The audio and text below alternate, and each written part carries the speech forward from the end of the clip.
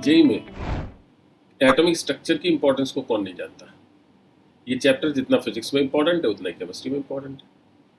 क्या आप जानते हो कि ये chapter atomic structure real sense में फिजिकल केमिस्ट्री को बिलोंग नहीं करता है। It basically belongs to general chemistry, जिसमें इसके अलावा मोल कंसेप्ट, पीरियोडिक क्लासिफिकेशन और केमिकल बॉन्डिंग और मॉलिक्यूलर स्ट्रक्चर आता है। ये सारे चैप्टर्स वो चैप्टर्स हैं जो केमिस्ट्री की फाउंडेशन स्टोन की तरह से काम करते हैं। चलिए जल्दी से इस चैप्टर के इंपॉर्टेंट सब टॉपिक्स को समझ लेते हैं। राइट, इंपॉर्टेंट सब टॉपिक्स में सबसे इंपॉर्टेंट माइलस्टोन जो एटॉमिक स्ट्रक्चर का है that is Bohr's model. Bohr's model आज भी इंपॉर्टेंट मॉडल की तरह से है। It is the foundation stone because इसी मॉडल पर बेस करके क्वांटम मैकेनिकल मॉडल बना है। राइट, तो बोर मॉडल को जब आप देखते हैं तो देयर आर सर्टेन मॉडल्स जो बोर से पहले के हैं, देयर आर सर्टेन कंसेप्ट जो बोर से पहले के हैं। राइट, इसके अलावा देयर आर सर्टेन कंसेप्ट जो बोर के बाद के हैं। ठीक है, तो तीन ब्रॉडर कैटेगरीज निकल आती है। बोर मॉडल्स की एप्लीकेशन हो गई, या models before the Bohr model आ गए, या developments before the Bohr model आ गए, और developments after the Bohr model. Developments before the Bohr model में थॉमसन्स मॉडल हो गया, रदरफोर्ड मॉडल हो गया, एटॉमिक सब पार्टिकल्स की डिस्कवरीज हो गई। राइट, इसके अलावा जो डुअल नेचर ऑफ लाइट है, जिसके अंदर आप फोटो इलेक्ट्रिक इफेक्ट और ब्लैक बॉडी रेडिएशन पढ़ते हो, वो आ जाता है। राइट, और जब बोर मॉडल के बाद के डेवलपमेंट्स देखते हो तो वहाँ पर क्या क्या आता है? Basically the Heisenberg principle, the de Broglie's wave equation, जो दोनों डुअल नेचर ऑफ मैटर से कनेक्टेड है। राइट, मटेरियल पार्टिकल्स से। फिर इसके अलावा क्वांटम मैकेनिकल मॉडल आ जाता है।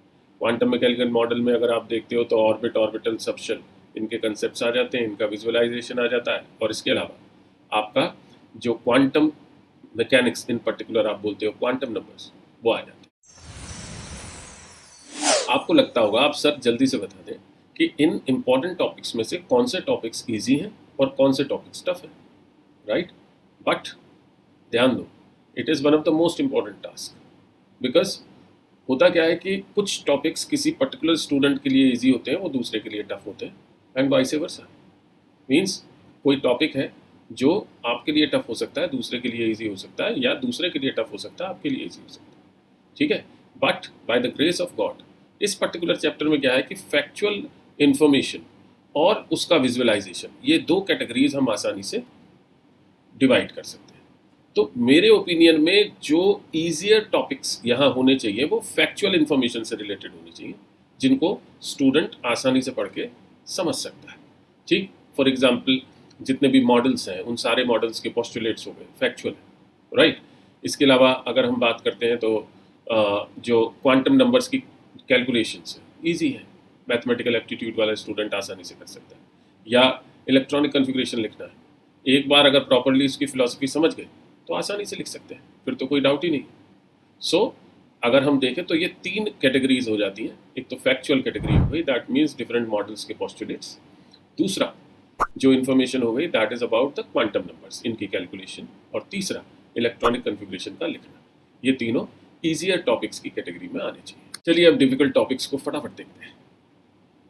एटॉमिक स्ट्रक्चर के डिफिकल्ट टॉपिक्स में जो सबसे पहली चीज़ आती है that is visualization of atom.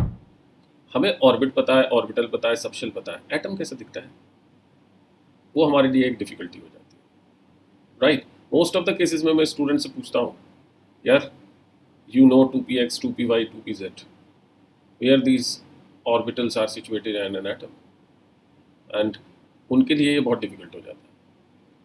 Right, similarly अगर हम बात करते हैं एटॉमिक स्पेक्ट्रा, रिडबर्ग फॉर्मूला जानते हैं, रिडबर्ग फॉर्मूला में n1 n2 किसे रखना है, वहाँ कंफ्यूज हो जाते हैं। थर्डली अगर हम बात करें एक्सरे की एप्लीकेशन एटम के लिए क्या है, वहाँ दिक्कत आ जाती है। देन सर्टेनली डुअल नेचर एक ऐसा शब्द जो हमेशा हमें कंफ्यूज करता है। अगर मैं पूछता हूँ what is an electron, right, usual 90% से ज़्यादा जो आंसर है that is electron is a particle. भाई, particle nature is the nature of an electron, it is not the identity of an electron. Electron को किसी ने देखा ही नहीं है ना, आपने देखा ना मैंने देखा, then how we can certainly say that it is a particle. Scientifically, we have to consider electron as an energy, which shows two kind of behavior, that is particle and the wave behavior.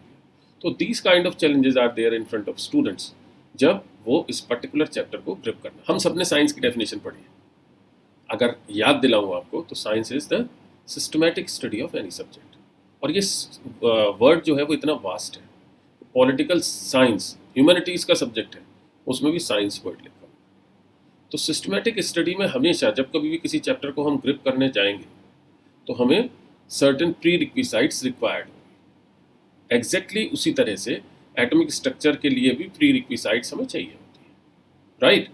यहाँ जो pre रिक्विसाइट्स हैं उसमें सबसे पहला the basic knowledge of chemistry, the laws of chemical combination, what is an atom, what is a molecule, what is the difference between these two words, कहाँ आप इन words को use कर सकते हैं. इस तरह की प्री रिक्विसाइट्स बहुत ज़रूरी है केमिस्ट्री व्यू पॉइंट से अगर हम देखते हैं. Then second, the basic knowledge of mathematics. इस पर्टिकुलर चैप्टर में क्योंकि कैलकुलेशंस भी अच्छी खासी इन्वॉल्व है, तो एक्सपोनेंट्स की नॉलेज होना, लॉग की नॉलेज होना, राइट, मैथमेटिकल इन ऑपरेशंस की नॉलेज आपके लिए ज़रूरी है अगर चैप्टर को अच्छे से ग्रिप करना चाहते हैं. ठीक है. And the third pre requisite is the basic knowledge of physics.